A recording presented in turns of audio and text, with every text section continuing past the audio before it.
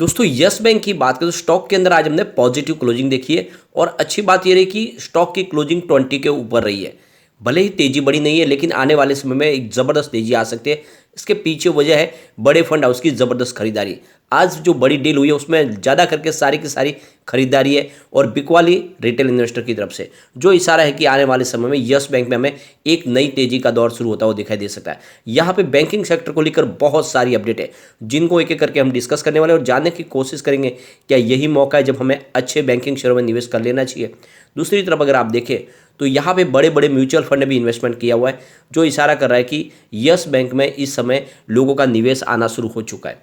और क्यों ना है, यहाँ पे आप देख सकते हो यस बैंक की जो सबसे बड़ी जो टेंशन थी उससे यस बैंक बाहर निकल चुका है। एक तरफ तो उनका जो बैड एनपीए था उसका निपटारा हो चुका है और दूसरी तरफ उनको एक बहुत बड़ा इन्वेस्टमेंट मिला है जिसके दम पे वो अपने कारोबार को आगे बढ़ा पाएंगे और एक जो शुरुआत है उनकी वो अब आगे बढ़ती हुई दिखाई देगी। पिछले 2 साल से जो मेहनत की थी उसका फल अब यस बैंक के मैनेजमेंट को मिलने लगा है।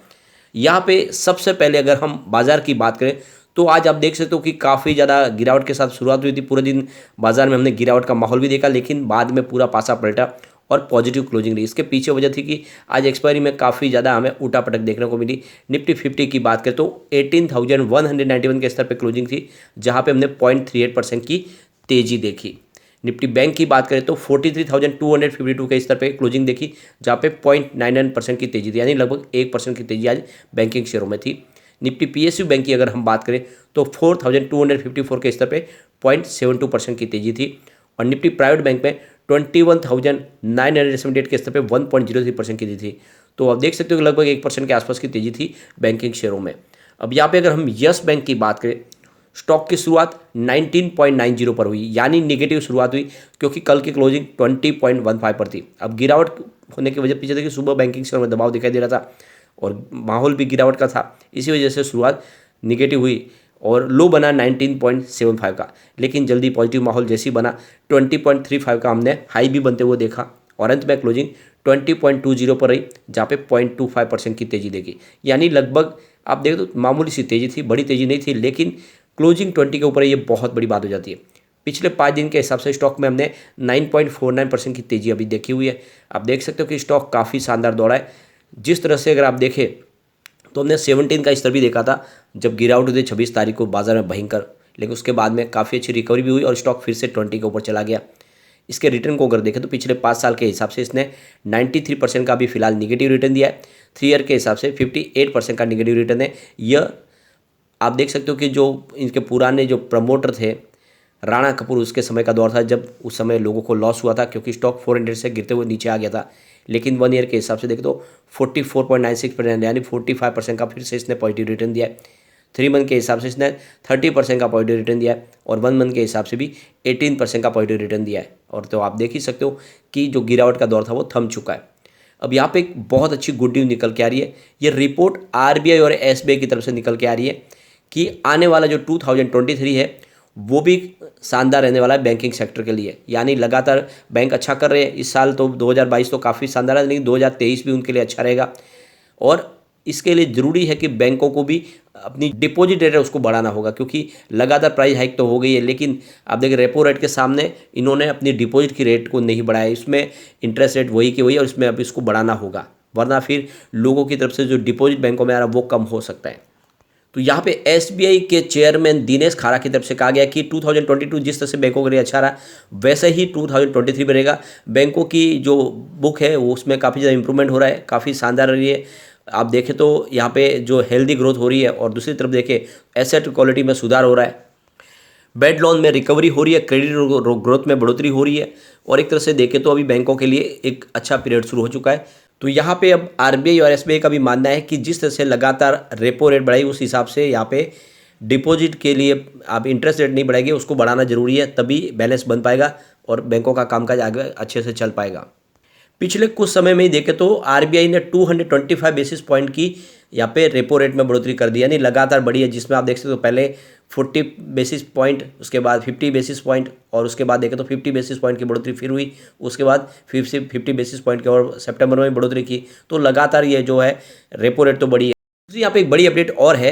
एल्फ एक्यूरेट एडवाइजर के राजेश कोठारी का भी कहना है कि फाइनेंशियल ईयर 2023 बैंकिंग सेक्टर के लिए काफ़ी अच्छा रहने वाला है और वो बैंकिंग शेयरों को और साथ में कैपिटल गुड्स को लेकर बुलिश है। उनके हिसाब से इस सेक्टर में निवेश करना चाहिए और आने वाले समय इसमें डेफिनेटली तेजी बनेगी। इसके पीछे वजह भी है कि सरकार की तरफ से डिकार्बनाइजेशन पॉलिसी पे आगे बढ़ा जा रहा है। इसके अलावा PLI स्कीम जो लॉन्च की जा रही है, तो ऐसे में आने वाले समय में आप फ्रेश इन्वेस्टमेंट भी बाजार में आएगा, तो बैंकों का कामकाज बढ़ने वाला है और इसीलिए आने वाले समय बैंकिंग शेयरों में निवेश की सलाह दी गई है। इसके अलावा एक बड़ी अपडेट और है, RBI लगातार सख्त हो रही है। जैसे कि आपको पता ही होगा, राणा कपूर ने बहुत बड़ा घोटाला किया था यस बैंक और यस बैंक को डुबा दिया था। उसके बाद से RBI बहुत ज़्यादा सख्त हो गई है और पिछले 1 साल में ही RBI ने 12 कोऑपरेटिव बैंकों के लाइसेंस को कैंसिल कर दिया है। यानी जहां पर भी कुछ भी थोड़ी सी गड़बड़ लगाई दिखाई दे रही है, वहां पे उनके लाइसेंस को कैंसिल किया जा रहा है और साथ में उनके ऊपर कम से कम 100 टाइम्स की पेनल्टी भी लगाई जा रही है, ताकि और आगे जाके कोई भी घोटाला करने के बारे में न सोचे। और इसीलिए बैंक सख्त कार्रवाई कर रही है। RBI की तरफ से जो डिसीजन लिया जा रहा है, ये काफ़ी काबिल तारीफ है। दूसरी तरफ देखें तो वैभव सांघवी का भी कहना है कि आने वाले समय में IT सेक्टर में तो दिक्कतें दिखेगी, लेकिन प्राइवेट सेक्टर के जो प्राइवेट बैंक है वो काफ़ी ज़्यादा शानदार प्रदर्शन करते हुए दिखाई देंगे। तो ऐसे में आने वाले समय में बैंकिंग सेक्टर में निवेश की सलाह दी जा रही है। यहाँ पे एक बड़ी अपडेट और है, मैक्स लाइफ इंश्योरेंस के डायरेक्टर और CEO मिहिर वोरा की तरफ से भी बैंकिंग सेक्टर को लेकर काफ़ी ज़्यादा उनको उम्मीद लग रही है। उनका कहना है कि आने वाले समय इंडिया में और निवेश आएगा, रियल इस्टेट, मैन्युफैक्चरिंग और बैंकिंग सेक्टर अच्छा प्रदर्शन करते हुए दिखाई देंगे। उनके हिसाब से भी IT सेक्टर फिलहाल थोड़ा सा निगेटिव दिखाई दे रहा है, लेकिन दूसरे सेक्टर जिसमें स्पेशली बैंकिंग सेक्टर को लेकर काफ़ी ज़्यादा बुलिश है। तो ये आप समझ ही सकते हो कि लगातार हर किसी की ओर से बैंकिंग सेक्टर में निवेश की सलाह दी जा रही है। ऐसे में आपको यस बैंक में इन्वेस्टमेंट जरूर करना चाहिए, क्योंकि यस बैंक काफ़ी फेयर वैल्यू पर स्टॉक मिल रहा है और आने वाले समय इसकी जो जिस तरह से एसेट क्वालिटी में सुधार हुआ है, वो ये सारा कर रहा है कि डेफिनेटली यस बैंक में एक लंबी तेजी का दौर शुरू होगा। यहाँ पे कुछ बड़ी डील हुई है जिनको हम डिस्कस करेंगे। आप देख सकते हो सुबह 9:22 पर 20.05 की प्राइस से यहाँ पे 28 लाख शेयरों की ज़बरदस्त खरीदारी हुई। उसके बाद 9:58 पर आप देख सकते हो 20.10 की प्राइस से ही 20 लाख शेयरों की ज़बरदस्त खरीदारी और हुई। उसके बाद 10:09 पर 19.95 की प्राइस से 24 लाख शेयरों की एक बिकवाली हुई। लेकिन उसके बाद 10:44 पर 20.20 की प्राइस से यहाँ पे 51,94,000 शेयरों की ज़बरदस्त खरीदारी हुई। और उसके बाद में 11:43 पर 20.20 की प्राइस से यहाँ पे 24 लाख शेयरों की एक और बड़ी खरीदारी हुई। और उसके बाद 1:44 पर 20.20 की प्राइस से ही 23 लाख शेयरों की ज़बरदस्त खरीदारी हुई। उसके बाद 2:38 पर 20.20 की प्राइस से ही यहाँ पे 21 लाख शेयरों की एक और बड़ी खरीदारी हुई। फिर 3:01 पर 20.15 की प्राइस से 38 लाख शेयरों की ज़बरदस्त खरीदारी हुई। और उसके बाद 3:20 पर बाजार क्लोज होते थे 20.15 की प्राइस से ही 32 लाख शेयरों की एक और बड़ी खरीदारी हुई। तो ये आप देख सकते हो, डील से आपको समझ में आएगा कि बड़े फंड हाउस ने आज जम के खरीदारी की है और जो बिकवाली हुई है वो रिटेल इन्वेस्टर की तरफ से, क्योंकि आज जो डील हुई है उसमें सिर्फ हमें एक बिकवाली की डील दिखाई दे रही है, बाकी सारी की सारी खरीदारी है। इसका मतलब ये कि बड़े फंड हाउस यहाँ पे इसलिए समय खरीदारी कर रहे हैं और आपको भी बिना डरे इस समय इन्वेस्टमेंट करना चाहिए। आने वाले समय डेफिनेटली यस बैंक में एक तेजी का दौर शुरू होने वाला है। यहाँ पे कुछ बड़े म्यूचुअल फंड भी इन्वेस्टमेंट किया है यस बैंक में। आप देख सकते हो NJ बैलेंस एडवांटेज फंड ने यहाँ पे 55.85 रुपीज़ का इन्वेस्टमेंट करके 1.19% की होल्डिंग ली है।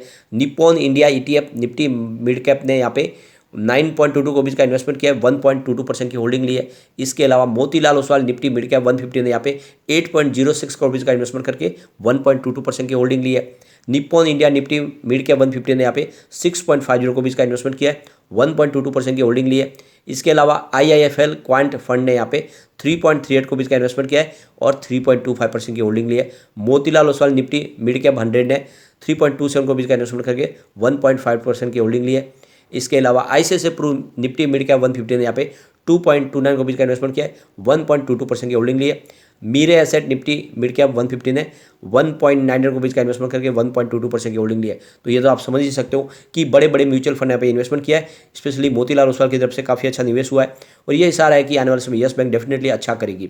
तो निवेश किया जा सकता है, लेकिन फ्रेंड कोई भी इन्वेस्टमेंट करने से पहले अपने फाइनेंशियल एडवाइजर से बारे ले ले या अपना खुद का रिसर्च करें, क्योंकि मैंने वीडियो आपके एजुकेशनल पर्पज़ के लिए ही बनाया। वीडियो पसंद आए तो लाइक से जरूर कीजिए और चैनल को सब्सक्राइब कर दीजिए। Thank you friend.